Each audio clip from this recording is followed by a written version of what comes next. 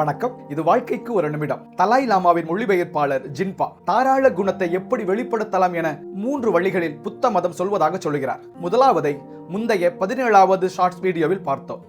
இரண்டாவது, giving freedom from fear, பயத்திலிருந்து விடுதலை கொடுப்பது. எல்லோருக்குமே ஏதோ ஒரு விதத்தில் பயம் இருக்கிறது.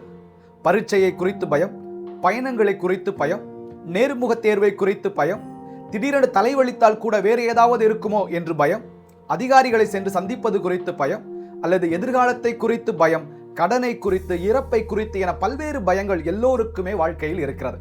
அந்த பயத்தில் இருப்பவர்களுடன் உரையாடி அந்த பயத்திலிருந்து அவர்கள் விடுதலை கொடுப்பதும் கூட ஒரு தாராள குணம், ஜெனராசிட்டி என்கிறது புத்த மதம். அவர்களுக்கு பாதுகாப்பு கொடுப்பதன் வழியாக, ஆறுதல் வழங்குவதன் வழியாக, அவர்களை கவுன்சிலிங் அழைத்துச் செல்வதன் வழியாக பயத்திலிருந்து விடுதலை கொடுக்கலாம். இன்று யாருடைய பயத்தை நீங்கள் போக்கப் போகிறீர்கள்? மூன்றாவது என்னது? அடுத்த காணொலியில் பார்ப்போம்.